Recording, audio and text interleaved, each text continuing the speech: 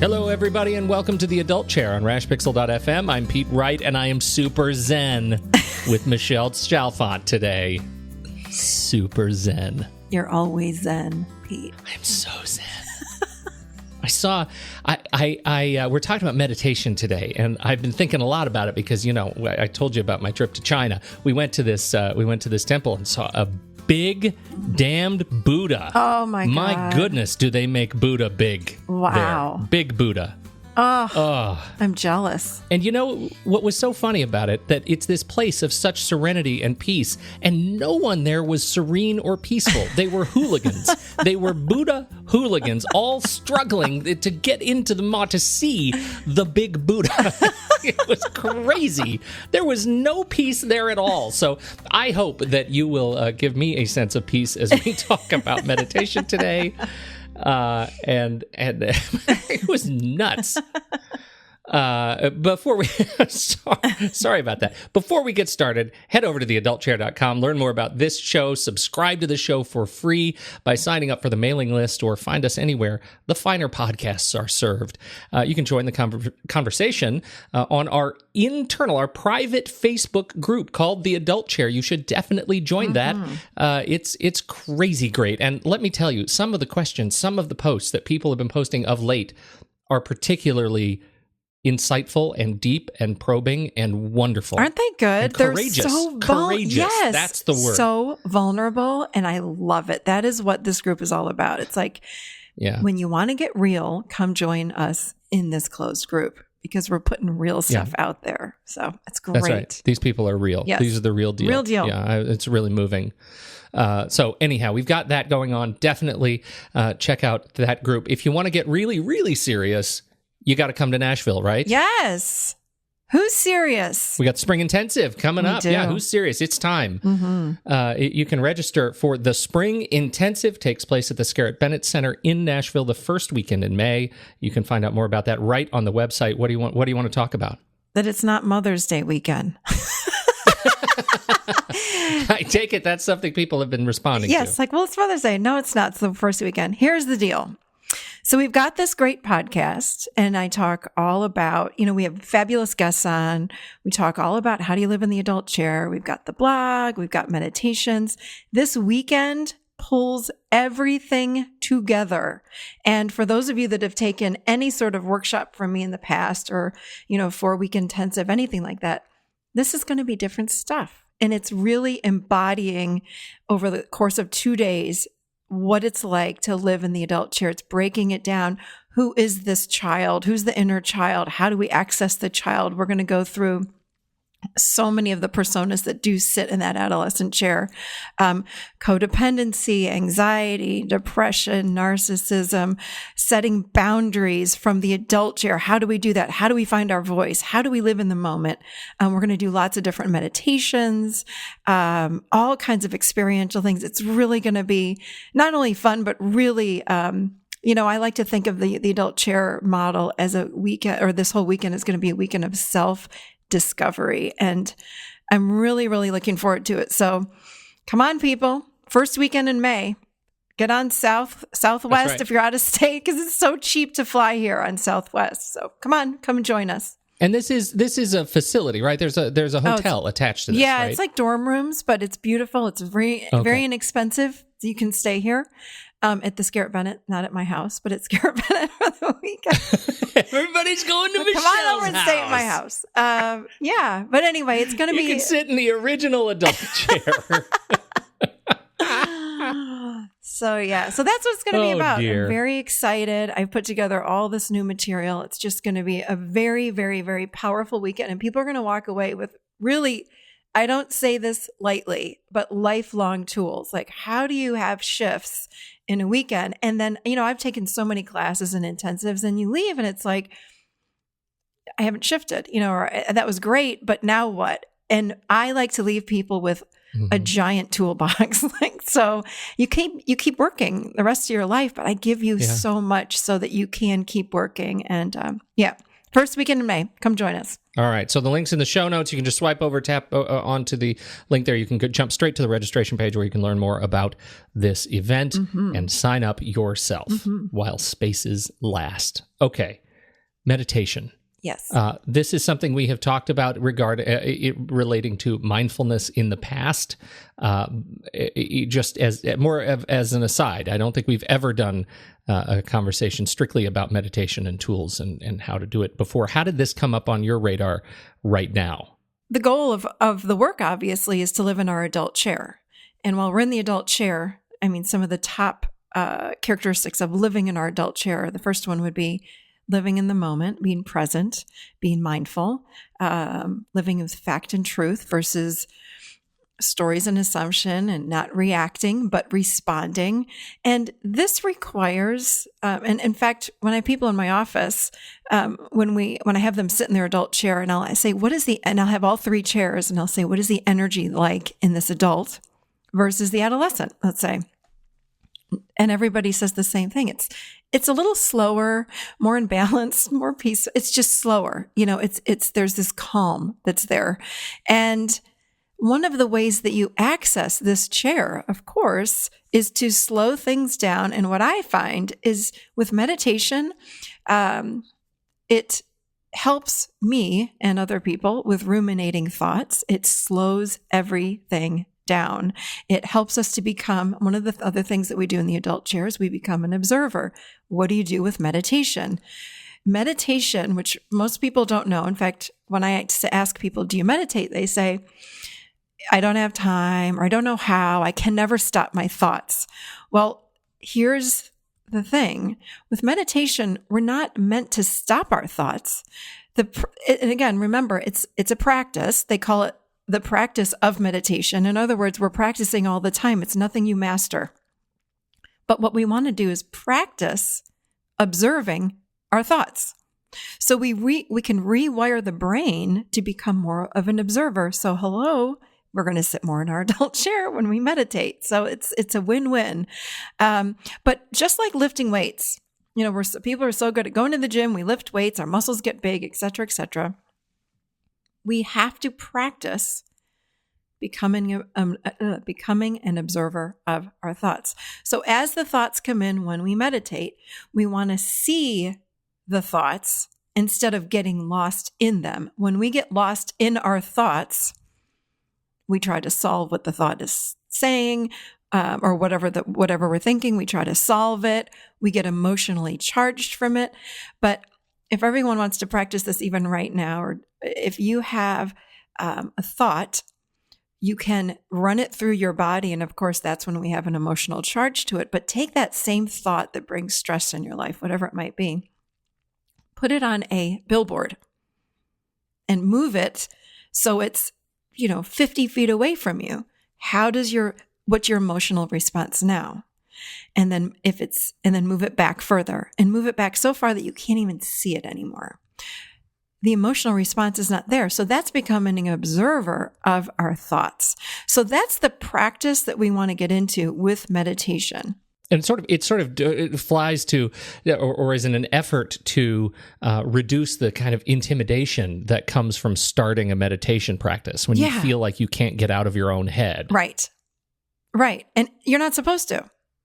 That's right. the thing. It's like, who can stop their thoughts? That's kind of a misnomer, right? Right. Yeah, I mean, that's what I think. That's the misunderstanding in meditation, that you're not supposed to be completely thought free. Like that is kind of an impossible thing to achieve. Exactly. But here's what does happen, and people talk about the gap. GAP is in between thoughts is this gap, and that gap provides an experience of the ultimate connection. So call it connection to God, to source, to the universe, to yourself. It is an experience I cannot put in words. That's another reason to meditate. It's not just to learn how to, again, flexing this muscle of observing thoughts. That builds on making this gap get wider and wider and wider. And in those moments is where we experience this ultimate bliss. So that is the part that becomes, I have days where I crave meditation, because that's when I'm connecting to this very deep, deep, deep place. Again, God, whatever you'd like to call it. And I can't put it in words. It's truly an experience. But anyway, so this is what a lot of people talk about, is this gap, and this gap gets wider because the brain quiets down the more that we detach, and the more that we detach ruminating thoughts. Then on a day-to-day life, ruminating thoughts get less. They become less.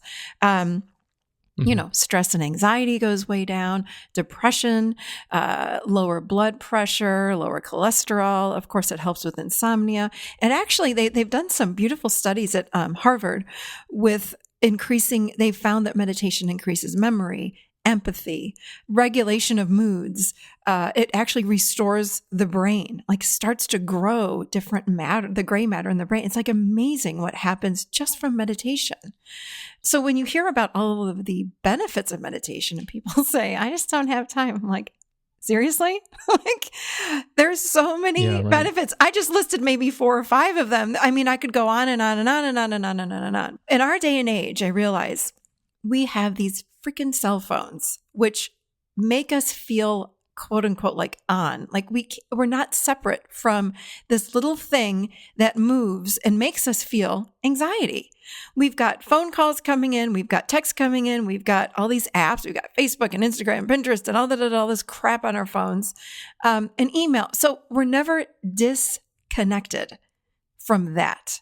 There is a ton of noise in our lives, and I try to take steps to digital detox every now and again, and I think that's a show we could do too that I think would probably be helpful to just reflect on. But the bottom line is how we are able to distance ourselves not just from the thoughts in our head. And I love the metaphor of the billboard and driving away from the billboard. That's a beautiful one. I've also heard and use, the metaphor I use is like I put my thoughts in thought bubbles and disconnect them from my head and watch them float up into the clouds, right? And that's a visualization that has helped me in the past to do the same thing, which is a really great point. But the tools that I'm looking for here, if I have never really thought of myself as much of a meditator, what do you recommend to get started, to just sort of dip your toe in and start to feel some of those benefits maybe sort of immediately? What's the low-hanging fruit I can latch onto that'll help me want to meditate tomorrow? Okay. First of all, I don't know how many guided meditations on the website or on the YouTube channel. That's like 15 now. I don't know. There's a whole bunch. So you can start there if you don't want to just sit in silence. Because sometimes when people sit in silence, they go, I can't do this. And they get so upset about it. But then listen to a guided meditation. There are millions of them on YouTube. Start there. Yours are the best. Mine are the best because they're mixed with a little hypnosis in there. So really, I'm offering a lot of. I'm pushing everyone in their adult chair. Anyway, right. But here's the thing: if you want to just practice, go and grab your phone and set the timer. Because what happens is that we jump in the adolescent chair. The ego gets activated and says, you don't have time to be doing this. You do not have time to be doing this. Right, you've got to get up. You've got to do blah, blah, blah, blah, blah, blah, blah, blah, blah. So for me, I like to do this first thing in the morning.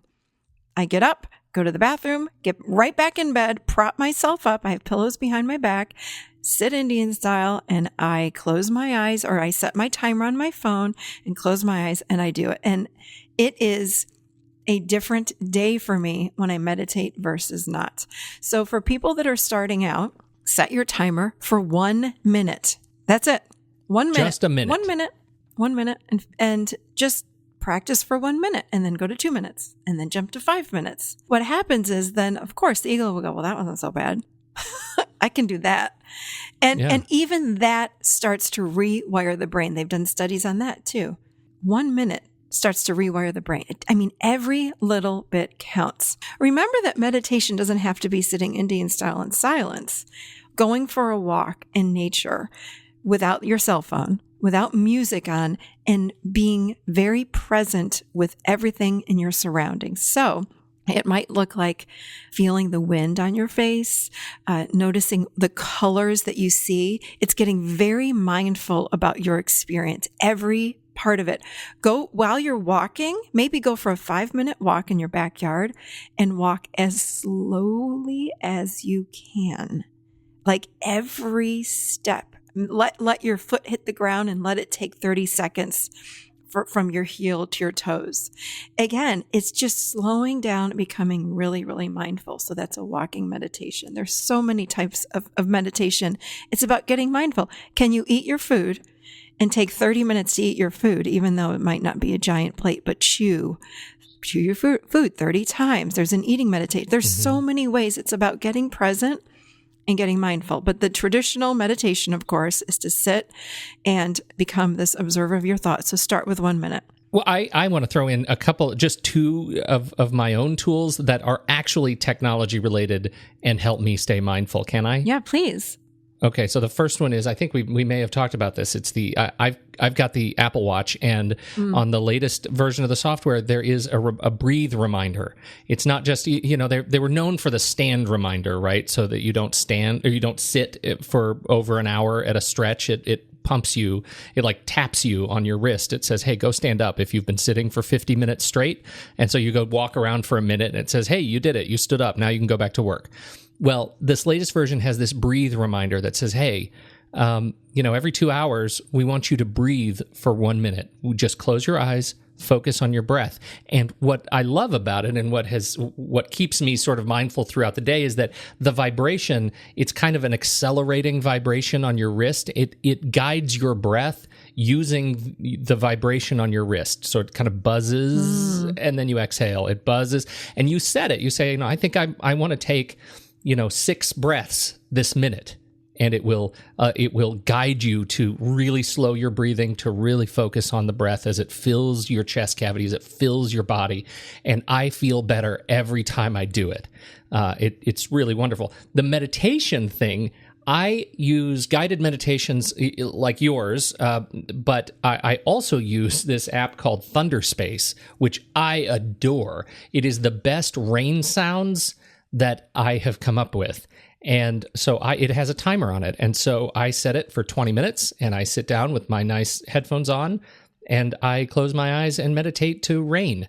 And that I find is a really sort of beautiful way to feel like I'm in touch with nature if I can't actually go out and walk in the woods, So I do like to have my phone with me, but I absolutely turn off all notifications and it's in airplane mode because I can't be bothered or buzzed while I'm, trying to disconnect. I love that. You have to share with me that website or app, whatever it was called. Thunder? It's an app. I'll put a link to Thunderspace in the show notes. It's terrific. Another thing, if you could put this in the show notes, it would be that heart math. Have you done that? No. Does it clip to your ear or your finger? I don't remember. I did it like probably a year ago, and it monitors your stress level. And you watch the little app on your screen, and it tells you how stressed out you are. And it goes from like red to green, I think, or different colors. Wow. That is amazing because you're regulating, again, your moods and you're being it's creating a mindfulness. It's a mindfulness exercise. That's phenomenal. That's fantastic. There it is, heartmath.com. It's going in the show notes. Yeah. It's like the most advanced mood ring ever. It is. It definitely is. So good. Here's the other thing. This downloaded the other day with a client. It just kind of came through me. And we were talking about, she was asking me, how do I get more connected to myself, to my intuition, and my higher self, living in the adult chair, et cetera, et cetera. And I had the most beautiful visualization. And it was the soul, which I would think of the soul in the cavity, in the chest cavity, or in the body somewhere. Like, think of it like a capsule, let's say, this beautiful white capsule. And then above our head was this, like a bubble of light, which I would call the higher self. But in between those two, and then, by the way, as we know, the higher self is connected into something much bigger than us. Again, call it God, source, whatever you want to call it. So we've got the soul inside of us. And then we've got the mind. So just imagine, putting your hands horizontally on your forehead. And then you've got this beautiful ball of light right above you called the higher self. So our goal is, in the adult chair, not just to activate, of course, when we're around the age of 25, that prefrontal cortex comes online and we are more conscious and we do a lot of the things that happen in the adult chair. But there's a very energetic / spiritual experience of the adult chair. And that is when we are fully connected into that higher self. So how do we do that? Again, what creates the static the static is when the soul is reaching up high and it gets caught in the thoughts. Okay. Does this make sense? I have the visual in my mind. Am I describing it correctly? No, yeah. Because it's like this beautiful expansion in the body happens of this light, and then boom, it hits the brain, and the brain's like, no. There's the static. Yeah, it's the meditative glass ceiling. Yes. Right? You can see it, but you can't break through it. Right. And then you can't get up to connect into this beautiful higher self and tap into all this information and knowledge and wisdom. Where the heck do you think our wisdom comes from? It comes down through us. So if you want to connect into your higher self and have this full body experience of living in the adult chair, we want to put the mind in neutral. And guess how we do that? Meditation. And, a lot of people come in and they have ruminating thoughts. Meditation. I mean, that's, of course, we want to feel the feeling. This is another show that we've already done, but feel the feeling underneath. But in addition to that, one way, these high level spiritual teachers talk about this all the time. How do you live with greater peace? It all stems from the mind.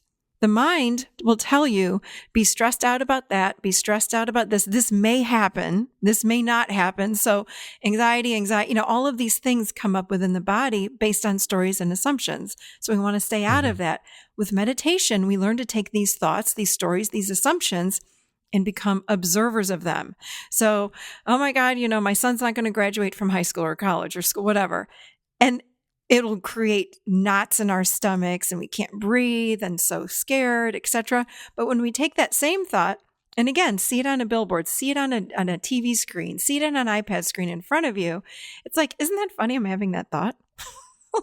It changes it. You get that distance from it, that sort of psychosocial distance from it. Yes. And you push it back, far, far back. That's an NLP technique to just take these thoughts, put them on something and push them far away, make them small, see the letters as really big and then shrink them down, turn them into liquid, drop them on the floor and see them evaporate up. I mean, there's so many things to do, but it's taking what you're feeling and putting them on something. Like, see what's happening. See the thoughts instead of being stuck in them. It's like we're drowning in thoughts that are creating that creates all the anxiety. See them. So that's what meditation is about. It's becoming an observer of these thoughts. It's practicing that. It's teaching the brain, this is what I want to do with these thoughts. With all of my thoughts, I want to start becoming an observer. That's how we become more peaceful. Chanting is another wonderful way just to, again, neutralize that mind. So find a phrase or a word, peace, om, whatever it might be. So chanting like a mantra of something that creates peace, whether it be a Sanskrit word or not. Find the word peace, love, whatever you want to say. Love, just saying it over and over in your mind. And that gives the mind something to do as well. And then there's that gap again that will build. And lastly, breathing. Oftentimes with meditation, we just work on breathing and counting the breath, counting out 5 counts, holding for 5, and then in 5 counts. So, and for those who are interested in getting started with meditation, as we've already mentioned, you can jump over to michellechalfant.com and click on meditations, and you can see the entire library of meditations. And because we know for those of you who are visual and you want something to stare at, we also have all of these meditations as video versions as well. So you can look at them, put on your headphones, go full screen on your computer, and actually watch beautiful images go by as you are allowing yourself to drift. I think that's it. That is I think that's all we have for this week. That's all we have. So make sure you head over to the registration for the spring intensive that's coming up in Nashville. We'd love to see you there. And of course, if you like the show, if you found that there were some useful tools in there and you have some nice things to say, we have exactly the place for you to do it. Head over to iTunes and you can leave us a friendly review. We sure would appreciate it. Those friendly 5-star reviews help other people discover this show when they are in need, and we'd like to help them too. So thanks for paying it forward a little bit. On behalf of Michelle Chalfant, I'm Pete Wright. I'm going to go meditate right here in the adult chair.